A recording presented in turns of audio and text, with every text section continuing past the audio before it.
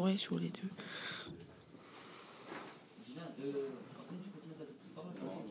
Ouais, faites pas comme vos camarades la semaine Ouais, dernière, cache-toi un qui pas. se cache derrière l'autre. Cache-toi pas, Vous êtes des grands garçons. t'as une problème de voix. Allez, c'est parti. Alors, sommaire, on va commencer par la présentation du service de la police scientifique. Quels sont les moyens utilisés? Et pour finir, pour quelle enquête la police scientifique est-elle présente?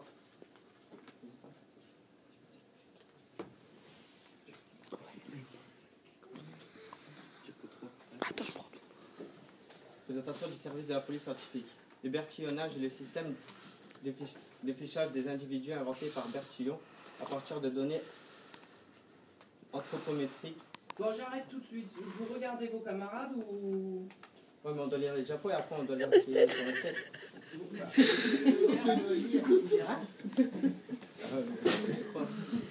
C'est la technique qui concerne la mesure des particularités dimensionnelles d'un homme.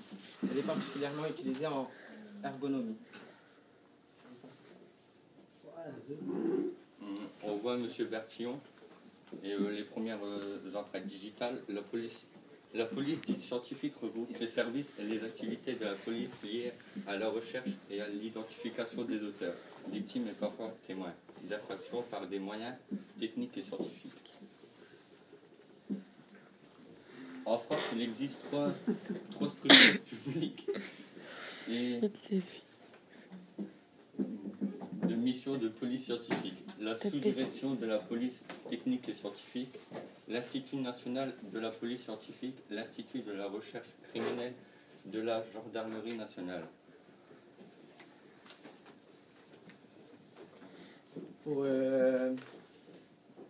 Pour aller dans la police scientifique, les niveaux d'études, il faut avoir le BEP, le CAP ou équivalent, le DUT, BTS ou équivalent à Bac+2, et le diplôme d'ingénieur ou équivalent à Bac+5. Ensuite, pour passer les concours, il existe différentes spécialités, comme par exemple la balistique, c'est l'étude des armes, des munitions et aussi la trajectoire de tir. Il y a aussi la biologie, l'analyse de sang, des cheveux et la recherche d'empreintes génétiques. Et il y a aussi les études des explosifs et des liquides inflammables. Le traité. La trace la plus ancienne de l'utilisation de la médecine pour résoudre un crime remonte à 1248, date de publication d'un traité chinois, dans lequel est indiqué le moyen de distinction sur un cadavre étranglé et noyable. En Europe, le pionnier de la médecine légale fut Mathieu Orfila, médecin et chimiste français d'origine espagnole qui publia en 1913 et 1915 un traité des poisons ou toxicologie générale. Il mit au point le premier test d'identification du sang et fut aussi le premier à utiliser le microscope pour détecter les traces d'origine biologique comme le sang et le sperme précieux additifs en matière criminelle. Vous êtes en train de faire descendre leurs notes, hein, ça vous dérange pas trop? À droite, il y a une Bande photo de de trace de cons, sang. vous êtes une bande de cons. Il n'y a pas d'autre mot. Alors en fait, les clowns, c'est eux qui seront pénalisés. Ça vous fait rire? Comment? C'est comique? Mais non, il n'y a rien de comique. Alors, je vais descendre leurs notes, puis je vais m'attaquer à la vôtre après. Ah non, elle descendait pas. Bon, calmez-vous, et laissez-les se concentrer. À droite, il y a une trace de sang. Donc, devant une trace de sang présumée, il faut d'abord déterminer s'il s'agit bien d'une trace de sang.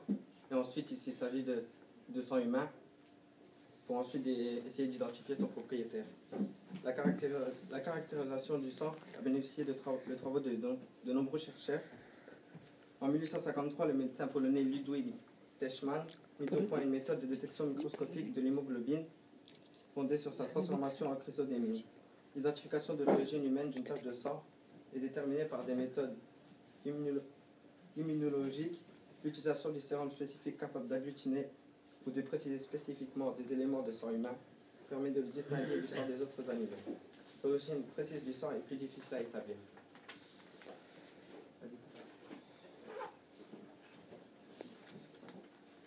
À gauche, il y a une photo des analyses des cheveux. Donc, les cheveux et les poils peuvent aussi constituer des indices intéressants. Leur examen microscopique, optique et électronique permet d'identifier l'espèce et leur état peut apporter des informations sur les circonstances d'un crime, cheveux arrachés, l'identification d'une personne par des caractéristiques particulières comme les teintures ou les maladies des cheveux. La première étude des poils fut menée en 1869 par le médecin allemand Rudolf Virchow. En 1910, Victor Balthazar, professeur médecine en légal à la Sorbonne, publia avec Marcel Lambert la première étude approfondie. On voit la structure ADN, l'apport de la biologie moléculaire. Si ces indices biologiques sont exploitables depuis un peu plus d'un siècle à l'aide de méthodes essentielles microscopiques, biochimiques et immunologiques, c'est beaucoup plus récemment qu'ils ont été mis à profit pour établir des empreintes génétiques. Une méthode particulière précise d'identification issue des progrès de la biologie moléculaire. L'information génétique d'un individu est unique car aucun autre membre de l'espèce ne possède la même combinaison de gènes codés dans l'acide désoxyribonucléique. En identifiant certaines séquences d'ADN propres à un individu et en les comparant à celles présentes dans l'ADN laissé sur les lieux d'un crime par son auteur, il est possible de disculper ou de confondre un suspect avec une très grande sûreté. L'ADN est extrait des cellules laissées par le criminel sur les lieux du crime qui peuvent être des taches de sang, de sperme, des cellules buccales déposées par de la salive, des cheveux.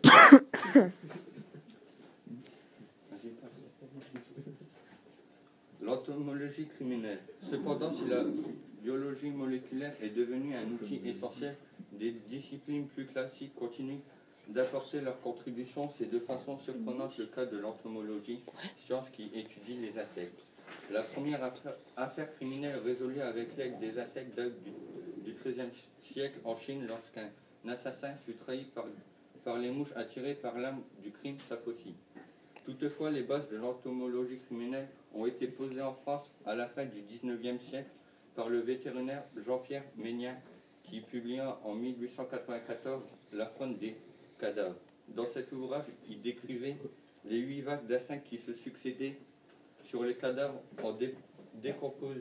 en décomposition et dont l'étude permet de dater souvent précisément la date de la mort.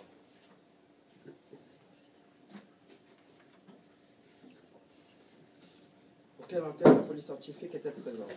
La police technique et la police scientifique font partie du domaine de la criminalistique qui regroupe différentes compétences et dont le but est de constater des crimes et des délits et d'en identifier les auteurs. Cette activité concerne donc aussi bien le travail des techniciens chargés sur les lieux mêmes des crimes et des délits et de relever les traces et les indices susceptibles d'orienter l'enquête policière. Que les démarches employées par ces mêmes policiers pour procéder aux interrogatoires des témoins et suspects, la police scientifique et technique ne se consacre d'ailleurs pas uniquement aux crimes de sang, mais s'intéresse aussi au vol, aux questions liées au terrorisme, aux délits sexuels, à la délinquance financière et au banditisme. Elle intervient dans ces 4 grands domaines: recherche et constatation technique sur les scènes d'infraction par les personnels